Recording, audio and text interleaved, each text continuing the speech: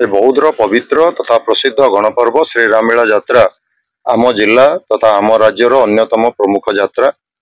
वर्षकु वर्ष रामलीला यात्रार कलेबर वृद्धि पाउथिबारु आम जिला तथा पड़ोशी जिला मानकर ये आकर्षण केन्द्रबिंदु पलटि।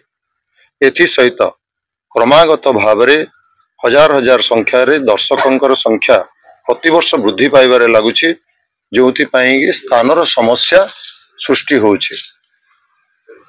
तेणु स्थानर समस्या सृष्टि होता बेले चलित वर्ष आमे प्रशासन को अनुरोध करिथिलु जे जो भली ढंगरे विगत वर्ष मानकरे होतला चलित वर्ष मध्य से भली ढंगरे पालन करिबा पाई।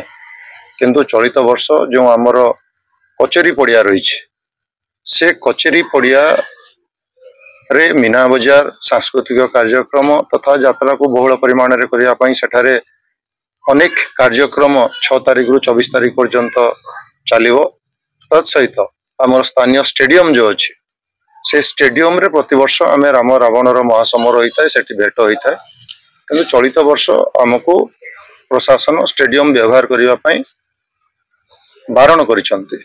आमर कहिबार तात्पर्य हला या जे आमको प्रशासन जनइचंती जे सेला केवल खेल उद्देश्य रे स्टेडियम को व्यवहार करा जाई परिबो।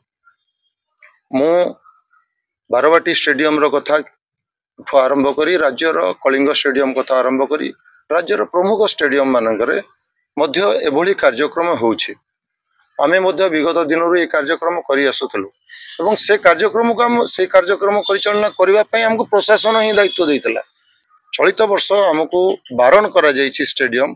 हमर कहिबार हला जे सेटारे हमें अगस्त 15 करूचे, जनवरी 26 करूचे, विभिन्न फुटबॉल प्रतियोगिता करूचे एवं शह शह संख्यार बाउंस पुतुचे बेरिकेड करबा पई अनेक कार्यक्रम आमे सेठारे करूचे। रामलीला यात्रा करिवार द्वारा सेठारे आंशिक परिमाण रे मध्य स्टेडियम रो क्षति हेबार संभावना नहीं, कारण पड़िया रो क्षति हला बलिया आमे कोनोसी कार्यक्रम सेठारे करू नाहु। आमे अतीत रे देखिछु, वर्तमान भी देखुछु गात खोलिकरी ताको पड़िया को सेमाने करूचंती, अथच रामलीला यात्रा कले स्टेडियम रो क्षति हो एटा आमे ग्रहण करि पारु नाही। क्यों भली ढंगरे हमको प्रशासन एथरो बारण कले आमे सेइथि पई बोली आमे भगवान को निकट रे आज प्रार्थना जणाउछु एवं जो मानकर बुद्धि जहां पाई बोली हमको बारण करा जाइछि सेमानंको भगवान सद्बुद्धि सद्ज्ञान दियंतु, सेमाने एभली कार्यक्रम रु क्षांत रहंतु एवं आपण मानकर जरिया रे मु विनम्रतार सहित भगवान को प्रार्थना करूछि भगवान सेमान को सद्बुद्धि दियंतु